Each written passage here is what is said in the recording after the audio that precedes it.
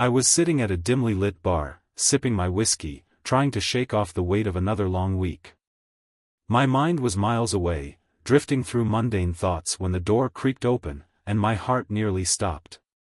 There she was, Ashley, my wife of 7 years, walking in as if she owned the place.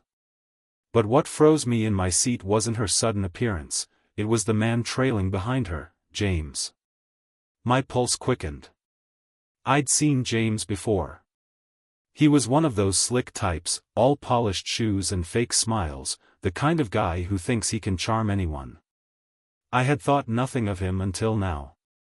Ashley never mentioned him, and I hadn't seen him around much, but suddenly, everything about his presence screamed out to me like a warning I had ignored for far too long.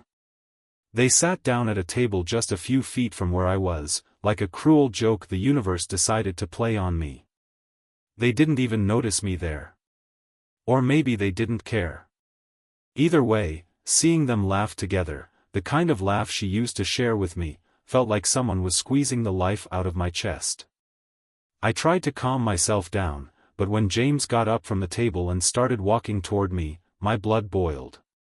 He had the nerve to approach me, casually patting me on the shoulder like we were old friends. "You lost your woman, soldier." "She's mine now," he said with a smug grin, his words oozing with arrogance. I clenched my fist under the table, barely able to breathe. My mind was reeling, my thoughts spinning out of control. Before I could say anything, he turned and walked toward the restroom like nothing had happened. I stood up slowly, legs shaking, but not from fear, from a fury I had never felt before. I approached Ashley, who had her back turned to me, too caught up in whatever nonsense was coming out of her phone. "Does it give you pleasure to publicly humiliate me?" I asked, my voice low but sharp enough to cut through her little bubble of ignorance. She looked up, surprised, but not in the way I expected. Her eyes flashed with something between annoyance and amusement, like I was an inconvenience she didn't have time for. Just then, James returned from the bathroom, noticing me still standing there. "Hey bastard, you're still here," he sneered. Without thinking, without planning, I moved. My fist connected with his arm, and the sickening sound of bone cracking under pressure echoed through the room. The bar went silent, everyone's eyes on us now, but I didn't care. My world had already come crashing down. For a moment, the world around me felt like it had stopped. James stumbled back, clutching his arm, his face twisted in pain. Ashley's eyes widened in shock, but not for the reason I'd hoped. There was no guilt, no regret. Instead, she looked pissed off, as if I was the one who had done something wrong. "What the hell is wrong with you, Michael?" she hissed, standing up and glaring at me as if I had just ruined her night. "You've lost your damn mind." I couldn't believe it. Here I was, catching her red-handed, and she had the nerve to be angry at me? My blood was already boiling, but that look she gave me, like I was the fool in this mess, sent me over the edge. I could feel my fists clenching again, the adrenaline still coursing through me, but I forced myself to take a deep breath. Losing control wasn't going to help me here, not with her. "Are you serious right now, Ashley?" I spat, my voice barely steady. "I'm not the one sneaking around, lying, Anne." "Stop it, Michael," she cut me off, her eyes narrowing as if I were some annoying fly buzzing around her head. "You have no idea what's going on here." "Don't I?" I shot back, incredulous. "Because from where I'm standing, it looks pretty damn clear." James was still groaning in pain, but that didn't stop him from trying to be the cocky jerk he was. "She doesn't want you anymore, man," he grunted, his words dripping with venom. "You're nothing to her." I turned my gaze back to Ashley, searching her face for any sign that he was wrong, for something, anything, that could give me a reason to believe this wasn't what it looked like. But all I saw was indifference. Cold, bitter indifference. "Is that true?" I asked, my voice lowering, more out of desperation than control now. "Am I really nothing to you?" For a split second, I thought I saw something flicker in her eyes, maybe guilt, maybe doubt, but then it was gone, replaced by that same stony expression. She crossed her arms, as if she was completely done with the conversation. "You've been smothering me for years, Michael. I deserve better than this." Smothering? The word felt like a punch to the gut. I had spent years of my life giving her everything, my time, my heart, my support, and now she was painting me as the villain, the one who had somehow pushed her into the arms of another man. It was like being gaslit, and I didn't even know how to respond. "You deserve better," I finally said, my voice hoarse with disbelief. "Is he better? Is this piece of trash who doesn't even respect you enough to keep things private your idea of better?" She didn't flinch, didn't back down. "At least he doesn't treat me like I'm some fragile little doll. He actually listens to me." That stung more than I could have imagined. All the late nights we spent talking, all the times I thought I was there for her, supporting her dreams, her ambitions, it was all meaningless to her now. It was like she had rewritten the history of our marriage in her head, turning me into some controlling monster while she played the victim. But the worst part was, she actually seemed to believe it. I could feel the eyes of the bar on us, the silent judgment from strangers who had no idea what we'd been through. But at that moment, I didn't care. The humiliation of this public betrayal was nothing compared to the pain of realizing that the woman I loved, the woman I thought I knew, had turned into a stranger before my very eyes. James, ever the opportunist, tried to stand up straighter, despite his injury. "Let's go, babe," he said to Ashley, ignoring me completely now. "We don't need to deal with this." "Yeah, maybe you should go," I muttered, my voice barely louder than a whisper. I could feel the fight draining out of me, leaving only a hollow pit in my stomach. But Ashley didn't move. She just stood there, staring at me, her lips pressed into a thin line. "You always do this," she finally said, her voice cold as ice. "You always make everything about you. You never think about what I need, what I want." I blinked, trying to make sense of her words. This wasn't the Ashley I knew. Or maybe she had always been this way, and I just refused to see it. My mind was swimming, a tangled mess of confusion, anger, and heartbreak. I opened my mouth to respond, but no words came.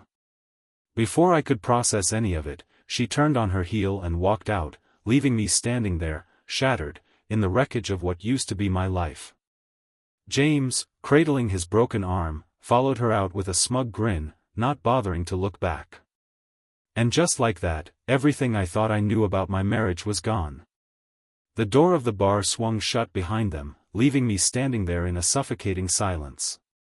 The murmurs of people around me started to blend into a dull hum, but none of it registered. My world had just been flipped on its head, and I was stuck in this horrible moment, unable to move, unable to breathe. For a while, I just stood there, staring at the spot where Ashley and James had been. Everything felt surreal, like it had happened to someone else, like I was watching a movie where the guy's whole life unravels in the span of an hour. But this wasn't a movie. This was my life. My wife. My failure. I walked back to the bar, practically on autopilot, and sat down in the same stool, gripping the edge of the counter as if it would stop me from falling apart completely. The bartender, who had probably seen more bar fights and breakups than he cared to admit, cautiously walked over and gave me a look, part sympathy, part confusion. "You all right, man?" he asked, wiping his hands on a towel as if this were just another Tuesday. "Yeah," I muttered, though we both knew it was a lie. "Whiskey." "Neat." He poured the drink without another word, sliding it over to me. I stared at the glass for a while, the amber liquid catching the light, swirling around like my thoughts. I took a long sip, letting the burn distract me from the gnawing emptiness inside. But it didn't work. The alcohol couldn't numb what I was feeling, not tonight. I kept replaying the moment in my head, trying to make sense of it. The look in Ashley's eyes, the coldness in her voice, it didn't add up. I had seen signs, sure. Little things. She'd been distant, distracted, her phone always buzzing with messages she never let me see. She started going out more often, with vague excuses that I hadn't questioned at the time. But I never imagined this. Had she been unhappy for that long? Was I really that blind? Or was it all just an excuse, her way of justifying the betrayal? I gripped the glass harder, my knuckles turning white. The anger was rising again, but this time it wasn't directed at James or Ashley. It was directed at myself. I had trusted her. I had loved her.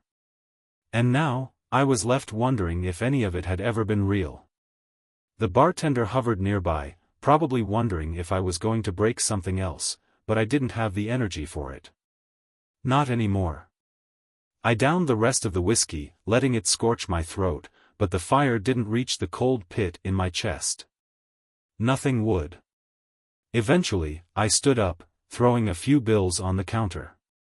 The bartender gave me a nod, silently acknowledging that he understood this kind of pain, at least on some level. I didn't say anything else. What was there to say? The night air hit me like a slap when I walked outside. It was cool, crisp, and for a second, it cleared my head. I pulled out my phone, staring at the screen, my thumb hovering over the contacts. I wanted to call someone, anyone, to help me make sense of what had just happened. But who could I call? My closest friends were all mutual friends with Ashley. And my family? They'd only tell me to calm down, think things through, give her a chance to explain. But what was there to explain? I had seen it with my own eyes. I ended up calling Ryan, my brother, the only person I knew who would just listen without judgment. He picked up on the third ring. "Mike? What's up, man?" His voice was cheerful, oblivious to the storm in my life. I tried to speak, but the words got stuck in my throat. For a moment, I stood there, struggling to find my voice, while the streetlight above me flickered in the dark. "Mike?" Ryan's tone shifted. "You there?" "Yeah," I finally croaked, my voice rough. "Yeah, I'm here." "You sound like hell, bro. What's going on?" I exhaled, long and slow, and then the floodgates opened. I told him everything. From seeing Ashley walk into the bar with James, to the confrontation, to the sickening realization that the life I thought I had was over. Ryan listened quietly, not interrupting, not offering empty words of comfort. Just listening. And that was exactly what I needed. When I finally finished, there was a long pause. I could hear him take a deep breath on the other end of the line. "Mike, I don't even know what to say," he admitted softly. That's brutal. I'm so sorry." "Yeah," I muttered, rubbing the back of my neck. "I don't know what to do now. I don't know anything anymore." "You want to come over?" he offered. "We can talk this through. Or not talk. Whatever you need." I considered it for a moment, but I wasn't ready to face anyone yet. "Not like this." "Thanks, but I need some time to think," I said. I can't wrap my head around it." "All right, man. But listen, I'm here. Whenever you're ready, day or night." I appreciated that more than I could say. "Thanks, Ryan. I'll call you." After we hung up, I stood there for a few more minutes, staring at the empty street, trying to figure out what my next move would be. But all I felt was lost. Betrayed. Like everything I'd built over the past 7 years had just crumbled into dust. Eventually, I turned and started walking toward home, though it didn't feel like home anymore. The walk home felt longer than usual, every step weighed down by the heaviness in my chest. I used to think of our house as a safe haven, a place where Ashley and I built our lives together. But now, as I approached it, the sight of it felt foreign. It wasn't home anymore. It was a lie. A facade. When I opened the door, the silence hit me like a wave. Everything was exactly where we had left it that morning, the dishes still in the sink, her jacket tossed over the chair, but everything felt wrong. I closed the door behind me, leaning against it for a moment, trying to catch my breath. But the weight of what had happened in the bar kept crashing over me like a storm I couldn't escape. The house was filled with reminders of her. Every room had her touch on it, the photos on the wall, the vase of flowers she loved to buy every week, even the stupid decorative pillows I never understood the purpose of. It was suffocating, and for the first time, I didn't want to be here. I didn't want to be surrounded by memories that now felt tainted. I dropped my keys on the table and walked into the living room. My mind was racing, replaying the night over and over again like a broken record. How long had this been going on? Had I been this blind, this naive? Every moment in our relationship suddenly felt like a lie. All the times she'd smiled at me, kissed me, told me she loved me, were those lies, too? I collapsed onto the couch, staring at the ceiling. My phone buzzed in my pocket, and for a second, I thought maybe it was Ashley. Maybe she was going to apologize, explain, something. But when I pulled out my phone, it wasn't her. It was a text from Ryan. I know you need time, but don't do anything crazy. Call me if you need to talk. I dropped the phone onto the coffee table, not even bothering to respond. Talking wasn't going to fix this. Nothing could fix this. I sat there for what felt like hours, my mind spinning, trying to make sense of everything. At some point, I found myself walking upstairs, toward our bedroom. I hesitated at the door, my hand hovering over the knob. Part of me didn't want to go in, didn't want to see the bed we'd shared for years, the bed she'd probably shared with him, too. But I pushed the door open, my stomach twisting into knots as I stepped inside. The room was dark, lit only by the faint glow of the streetlight outside. Everything looked the same, but it didn't feel the same. I walked over to her side of the bed, the side where she always slept, and I noticed her phone charger still plugged in. She hadn't even bothered to take it with her. Like she'd be back, like everything was normal. I sat down on the edge of the bed, burying my face in my hands. The reality of it all was starting to sink in, and the pain was almost unbearable. She had betrayed me, but worse than that, she didn't seem to care. The look in her eyes at the bar, the way she brushed me off like I was nothing. I couldn't get it out of my head. Suddenly, something snapped inside me. I couldn't sit here and wallow in this any longer. I needed answers. I needed to know why, how long this had been going on, what I had done to deserve this. I stood up, pacing the room, my heart pounding in my chest. I thought about calling her, demanding answers, but deep down, I knew she wouldn't give them to me. She'd lie, deflect, maybe even blame me again like she did at the bar. No, calling her wouldn't help. Then my eyes landed on her laptop, sitting on the desk by the window. It was open, her screen still glowing faintly from when she'd probably used it earlier. My heart raced faster. I knew it was wrong, but at that moment, I didn't care. I needed to know the truth, even if it tore me apart. I sat down at the desk, my hands trembling as I lifted the laptop's lid. Her password screen flashed before me. Of course, she had a password. I stared at the keyboard for a minute, thinking. Then I typed in the first thing that came to mind, my name. It didn't work. My stomach twisted with anxiety, but I tried another. Her birth date. Again, nothing. I was about to give up when I remembered something from years ago, a password she used for just about everything back then, our wedding anniversary. I typed it in, my fingers moving slowly across the keys. The screen unlocked. I stared at it, my breath caught in my throat. There it was, in front of me. Her inbox, her messages, her life that I had been shut out of for God knows how long. My heart pounded so loudly I could barely hear myself think, but I started scrolling through her emails, her social media messages, looking for something, anything that would give me a clue about what had been going on behind my back. And then, I found it. A string of messages from James, dating back months.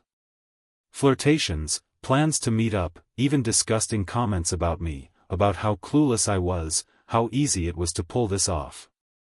I felt sick to my stomach, my hands gripping the sides of the laptop so hard I thought I might break it. The worst part wasn't even the messages themselves. It was the casual way they spoke about me, like I didn't matter, like I was just a joke to them. My marriage, my life, had been a punchline. I slammed the laptop shut, my breath coming in ragged gasps. The rage inside me was boiling over, and I could barely control it. I stood up, pacing the room again, my fists clenched at my sides. I wanted to scream, to break something, but I didn't. Instead, I grabbed my phone and dialed her number. It rang once, twice, then went to voicemail. I hung up and texted her instead. "We need to talk. Now." No response. I knew she was with him, probably laughing about me, but I didn't care. I needed to confront her. I needed her to look me in the eyes and tell me why she did this. I sat there in the darkness, waiting for her to respond, my heart pounding with a mixture of fury and despair. The house felt colder than ever, and I was starting to realize that no matter what she said, there was no going back. The minutes stretched into hours as I sat there, staring at my phone, waiting for a response that never came. Every passing second felt like a knife twisting deeper into my chest. I sent her another text, then another, but all I got was the same cruel silence. It was as if I had become invisible to her, as if everything we had shared no longer mattered. The darkness outside began to give way to the faint light of dawn. I hadn't slept, hadn't eaten, hadn't done anything but simmer in my own rage and despair. My mind kept cycling through the same thoughts, what she had done, what she had said, and the way she had so easily dismissed me in that bar, as if I had meant nothing to her. I glanced at her phone charger still hanging from the outlet by the bed. That small, insignificant thing felt like a slap in the face. She hadn't even bothered to take her charger. She had walked out of here knowing she wouldn't need it, knowing she wasn't coming back. Unable to sit still any longer, I got up and started moving through the house. It was still dark inside, the early morning light barely making a dent in the gloom. My footsteps echoed in the quiet, making me feel more alone than ever. I wandered into the bathroom, flipping on the light. And that's when I saw it, her makeup scattered across the counter, her perfume still lingering in the air. It hit me like a punch to the gut. This room, our room, had once been filled with her presence, her laughter, her voice. Now, it felt like a museum exhibit, everything left behind, perfectly in place, but the person who lived here was gone. I stared at myself in the mirror, barely recognizing the man looking back at me. My face was pale, my eyes bloodshot, dark circles forming under them. I looked like I hadn't slept in days. Maybe I hadn't, not really. Not since this nightmare began. For a moment, I couldn't move. I just stood there, staring into my own reflection, wondering how everything had gone so wrong. How had I become this man, broken, lost, betrayed? How had I let her slip away from me, right under my nose? And then I thought about all the little moments that suddenly made sense. The nights when she stayed out late with friends, the times she canceled plans at the last minute, the way she'd been pulling away from me for months. It was all so clear now, and I hated myself for not seeing it sooner. I gripped the edge of the sink, my knuckles turning white. I wanted to scream, to tear the whole damn bathroom apart, but instead, I just stood there, swallowing the anger, letting it fester inside me. Then, I did something I hadn't planned. I opened the cabinet under the sink, rummaging through the drawer where Ashley kept her things. My hands moved with a mind of their own, searching for something, anything that might give me more answers. And then, buried under a pile of hair products and lotions, I found it, her second phone. My heart stopped. I'd seen it before, months ago, when she claimed it was for work and she didn't use it much. I hadn't thought anything of it at the time. But now, standing in that bathroom, with everything I'd discovered, I knew better. I grabbed the phone, my fingers trembling as I unlocked it. The same password worked. My breath hitched in my throat as the screen lit up, revealing a series of messages, notifications, things she had kept hidden from me for months. The first thing that popped up was a message from James. "Can't wait to see you again. Last night was amazing." The words made my stomach churn. I scrolled through the rest of the messages, my hands shaking. There were photos, texts, plans, an entire secret life unfolding right in front of me. The kind of life I hadn't been a part of. The kind of life she had shared with someone else. I felt like I was going to be sick. I dropped the phone onto the counter, stumbling backward until I hit the wall. My head was spinning, my heart pounding so hard it felt like it might burst out of my chest. This was real. This was happening. She had been cheating on me for months, maybe longer. And I had been too blind, too trusting, to see it. I slid down the wall, burying my face in my hands. The weight of it all was crushing me, suffocating me. I had given her everything, my love, my trust, my life, and this was how she repaid me. With lies. With betrayal. I stayed there for a long time, the cold tile pressing against my back, the sound of my own breathing echoing in the room. I felt like I was drowning in the pain, like there was no way out of this hell. And then, just when I thought I couldn't feel any worse, my phone buzzed. I pulled it out of my pocket, expecting another message from Ryan, or maybe one of those useless spam emails. But when I saw the name on the screen, my heart stopped. It was Ashley. I stared at her name for what felt like an eternity, my thumb hovering over the screen. She had finally responded. "We need to talk," the message read. That was it. No apology. No explanation. Just those 4 words, as cold and detached as she had been at the bar. I stood up, the rage boiling inside me again. I wasn't going to wait around for her to come back and feed me more lies. I wasn't going to be the fool she walked all over anymore. If she wanted to talk, I would give her one last conversation. But this time, I was going to be the one in control. I grabbed my keys and walked out the door, the early morning light now spilling across the street as I headed for the one place I knew she'd be. The drive to James' apartment was a blur. I barely registered the streets, the traffic lights, or the rising sun that painted everything in a sickly orange glow. All I could think about was her, Ashley, and the way she had torn our life apart. Her message still burned in my mind, a hollow, heartless request for a conversation that I knew wouldn't fix anything. I gripped the steering wheel tighter, my knuckles turning white as I imagined the smug look on James' face when I showed up. Part of me wondered if he was even expecting me. Maybe he thought I'd slink away, broken and defeated, like a coward. But that wasn't happening. Not now. Not after everything. I pulled up to the building, parking my car haphazardly along the curb. My heart pounded in my chest as I climbed out, slamming the door behind me. The crisp morning air did nothing to cool the fire burning inside me. I took a deep breath, trying to steady myself.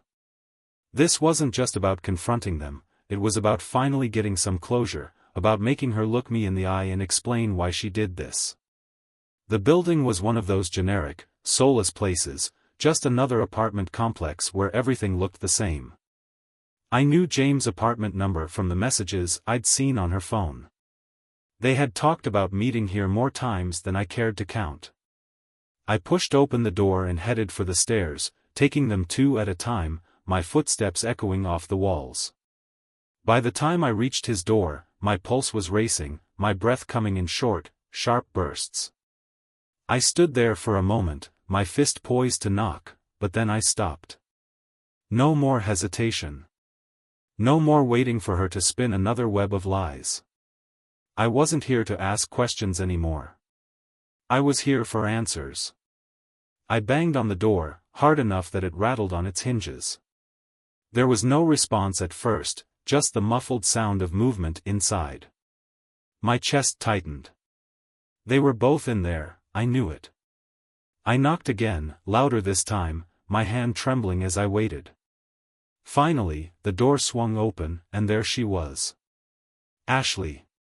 She stood there in front of me, wearing nothing but one of those cheap bathrobes I'd never seen before, her hair disheveled, like she hadn't even tried to hide the fact that she'd been with him. The sight of her like that, in his apartment, made my blood boil. For a second, she looked surprised to see me, but it faded quickly, replaced by that same cold indifference I had seen in the bar.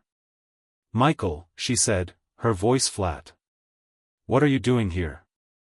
I clenched my fists at my sides, the anger surging through me like a tidal wave. "We need to talk," I repeated, throwing her words back at her. "That's all you have to say? After everything, you think we can just talk?" She sighed, glancing over her shoulder, clearly annoyed. "This isn't the time, Michael. You shouldn't have come here." I pushed past her before she could stop me, stepping into the apartment. The place was small, barely furnished, but it reeked of betrayal. The sight of the rumpled bed, the scattered clothes on the floor, it was like a slap to the face. I turned back to her, my heart racing. "Why, Ashley?" I demanded, my voice raw, trembling with the weight of everything I'd been holding in. "Why did you do this? After 7 years, why him?" She crossed her arms, her expression unreadable. "I don't owe you an explanation," she said, her voice sharp. "Things haven't been right between us for a long time. You know that." "That's not an answer," I shouted, the words coming out louder than I intended. "We could have worked on things. We could have talked. But instead, you chose this? Him?" My voice cracked on the last word, the hurt slipping through the cracks of my anger. Ashley rolled her eyes, like she was tired of the conversation already. "It's not just about him, Michael. It's about me. I've been suffocating in this marriage, feeling trapped for years. You never saw it. You never cared to see it." I stared at her, disbelief flooding me. "I loved you," I said, my voice barely above a whisper. "I gave you everything." "And that's the problem," she snapped, her eyes narrowing. "You never understood me. You were too busy playing the perfect husband, acting like everything was fine, while I was drowning." Before I could respond, I heard footsteps behind me. I didn't have to turn around to know who it was. James. He walked into the room, his arms still bandaged from the last time I saw him, but the smug look on his face hadn't changed. He stood next to Ashley, like he was daring me to do something. "Leave, Michael," James said, his voice low, like he was speaking to a dog. "This is between us now." "Between you?" I repeated, the words tasting bitter in my mouth. I looked at Ashley, searching her face for something, anything, that would make this hurt less. But all I saw was the same cold indifference. She didn't love me anymore. Maybe she never did. Something inside me broke. The rage that had been bubbling under the surface exploded, but instead of attacking James again, I just laughed. It was hollow, bitter, but I couldn't help it. The whole situation was so twisted, so far beyond anything I could have imagined, that all I could do was laugh. "Fine," I said, my voice empty. "You want him? You can have him. But don't expect me to stand by and let you walk all over me like this." Ashley raised an eyebrow, her expression finally changing, just a flicker of something, maybe doubt, maybe regret, but it was too late for that now. I turned and headed for the door, but before I left, I looked back one last time. "You're going to regret this, Ashley," I said, my voice steady, even though my heart was breaking all over again. "Maybe not today, but someday, you will." And with that, I walked out of the apartment, the door slamming shut behind me. The weight of everything crashed down on me as I made my way to the car. But this time, there was no turning back. I wasn't going to be her fool any longer. I drove aimlessly after leaving James' apartment, the adrenaline still coursing through my veins, but the anger now fading into something worse, numbness. The city streets blurred past me, and I realized I had nowhere to go. No plan. No clear direction. I had walked away from the confrontation, but I didn't feel victorious. I felt lost. I pulled into a parking lot at some random park, switching off the engine and just sitting there, staring at nothing. The sun had fully risen by now, casting long shadows across the empty lot. I felt like one of those shadows, fading, insignificant, unmoored. Everything I thought I knew, everything I had built with Ashley, was gone. Just like that. I thought about calling Ryan, but what could I say? That I confronted her? That I watched the woman I had loved for 7 years stand next to another man and shrug off my pain like it didn't matter? I couldn't bring myself to relive that scene, not yet. Instead, I sat there, the silence pressing down on me like a weight. I had always imagined that if something like this ever happened, I'd know what to do. That I'd have some sense of clarity, some resolve to move on and rebuild. But now that it had happened, I felt more lost than ever. Eventually, my phone buzzed in my pocket. I pulled it out, half expecting it to be Ryan again, but it wasn't. It was a text from Ashley. "I'm sorry it had to happen like this. But I can't do this anymore. We need to move on." Move on? Those words sent a fresh wave of anger surging through me. I couldn't believe her audacity. She was the one who had torn our life apart, who had lied, cheated, and betrayed me, and now she was acting like this was some mutual decision to part ways. Like we were two people who just grew apart, instead of her ripping the foundation of our marriage out from under me. I wanted to respond, wanted to tell her exactly what I thought of her cowardice, her betrayal, but I stopped myself. What was the point? She didn't care. Not anymore. She had made her choice, and nothing I said was going to change that. Instead, I deleted the message, staring at the empty screen for a moment before shoving the phone back into my pocket. I wasn't going to let her have the last word, not like this. After sitting there for what felt like hours, I finally made the decision to head home. Home. The word felt strange now, hollow.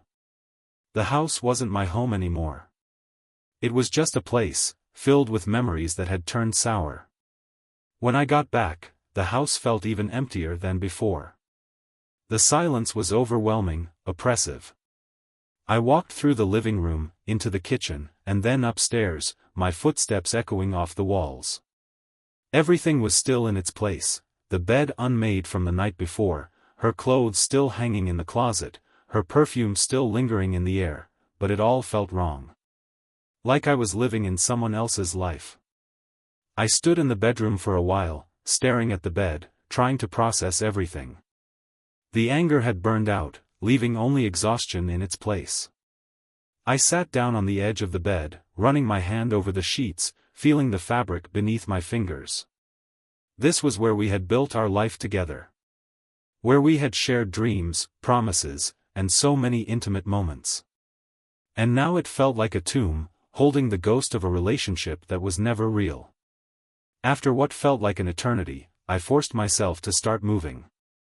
I couldn't just sit here in this house, drowning in the memories of what once was. I needed to do something, anything, to feel like I was in control of my own life again. So I grabbed a box from the closet, started throwing her things into it. Clothes, shoes, makeup, all the things that had once been part of our life together. I needed them gone. I needed her gone. Each item I tossed into the box felt like a small release, a way of reclaiming some part of myself. But with every piece of her that I packed away, there was a fresh stab of pain, a reminder that the woman I had loved was no longer the person I thought she was. Halfway through clearing out her things, I found an old photo of us. It was from our honeymoon, smiling, happy, full of hope and love. I stared at it, feeling a lump rise in my throat. How had we gone from that to this? How had everything fallen apart so completely? I crumpled the photo in my hand, the tears threatening to spill over. But I didn't cry. Not yet. Instead, I threw the picture into the box and slammed the lid shut. This was the end. I wasn't going to let her have any more power over me. Not her, not James, not the ghost of the life we used to have. I dragged the box downstairs, leaving it by the door. I'd deal with it later. For now, I needed to be away from this place. I needed to clear my head. So I grabbed my jacket, my keys, and headed out the door without looking back. The park was quiet when I arrived, the same one I had stopped at earlier, but now it felt different. Calmer. The air was crisp, and the trees were starting to turn, their leaves a mix of gold and red. I sat down on a bench, letting the cool breeze wash over me, trying to ground myself in something real, something solid. I had no idea what my next move would be. Divorce was inevitable, there was no coming back from this. But the thought of starting over, of rebuilding my life from the ground up, felt impossible. Where do you even begin after something like this? As I sat there, staring at the trees swaying in the wind, I realized that maybe that was the answer. Maybe there wasn't a plan. Maybe it was just about putting one foot in front of the other, one day at a time, until the pain started to fade. It wouldn't be easy. I knew that. But as I sat there in the quiet, I felt a strange sense of clarity settling in. I couldn't change what had happened. I couldn't undo her betrayal. But I could choose what happened next. I could choose to move forward. To heal. To find myself again. For the first time in what felt like days, I took a deep breath, letting the air fill my lungs. It wasn't much, but it was a start. I sat in the park for what felt like hours, the cool breeze steadying my thoughts. My mind, still raw from everything that had happened, started to settle. There wasn't a magic switch to make it all disappear, but at least, for the first time since I caught Ashley in that bar, I felt a small measure of control returning. I didn't need all the answers right now. I just needed to keep moving forward. By the time I got home again, the sun was low in the sky, casting long shadows across the yard. The box of Ashley's things still sat by the door, a heavy reminder of everything that had crumbled over the last few days. I stared at it for a while, then grabbed my phone, scrolling through the contacts until I found my lawyer's number. I hadn't wanted to make that call, but I knew it was inevitable. There was no coming back from this. The phone rang twice before it was picked up. Michael? It's been a while. How can I help you? I could hear the concern in his voice. I hadn't talked to Brad in years, back when I had needed legal advice for something small. Now, the weight of what I was about to say felt heavier than ever. I need to file for a divorce, Brad, I said, my voice hoarse from the long day. The words felt foreign on my tongue, as if saying them out loud made everything too real. There was a pause on the other end, then a quiet sigh. I'm sorry to hear that, man. Let's meet tomorrow. I'll walk you through everything, okay? I nodded, though he couldn't see me. Thanks, Brad. I appreciate it. We settled on a time, and after I hung up, the reality of what was happening started to sink in. Divorce. It felt like failure, like the ultimate defeat. But after everything that had happened, there was no other choice. I couldn't stay with her, not after the lies, the betrayal, the way she had dismissed me like I didn't matter.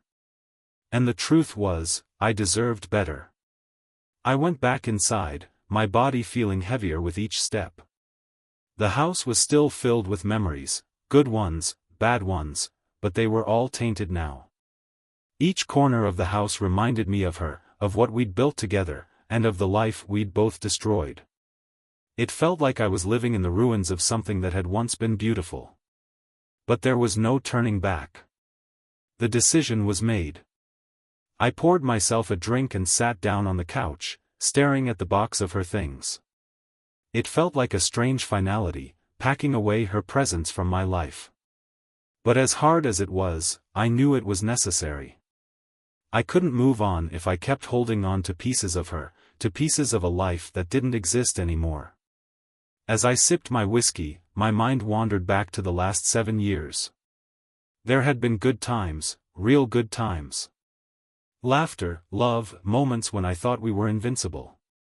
And there had been bad times, too, moments of doubt, frustration, and distance.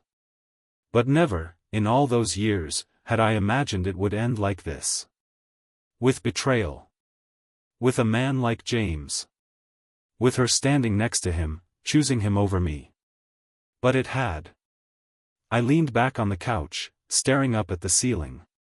What did I learn from all of this?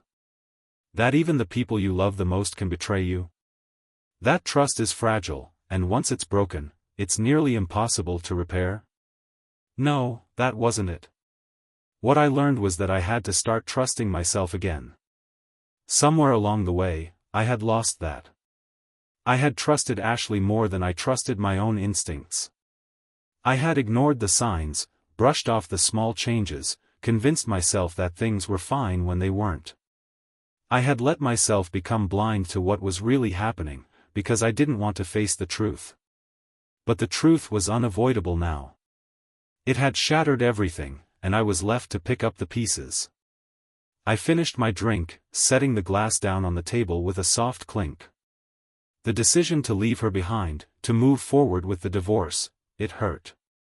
It hurt like hell. But it was the right thing to do. I couldn't spend the rest of my life with someone who didn't value me, who didn't respect me enough to be honest. I thought about the advice I would give to someone else in my situation.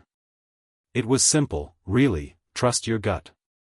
Don't ignore the little things, the signs that something is wrong. And most importantly, know your worth.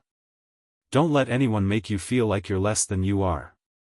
As I sat there, the house finally quiet around me, I realized that this wasn't the end. It was the beginning of something new. Something I wasn't quite ready for, but something that was necessary. I had a long road ahead of me, full of uncertainty, pain, and healing, but at least I was finally walking away from the wreckage. I was finally reclaiming my life. I glanced at the box by the door one last time, and without hesitation, I stood up, grabbed it, and took it outside. The night was cool, and as I set the box down by the trash cans, I felt a strange sense of relief. It wasn't over yet, not by a long shot. But it was the first step. And that was enough. The next morning, I woke up feeling different, lighter, maybe. There were still echoes of pain, memories that would take time to fade, but something had shifted. I wasn't living in the past anymore. I wasn't waiting for answers or trying to fix something that couldn't be repaired. I had my own life to live, my own path to walk. And for the first time in a long time, I was ready to do just that.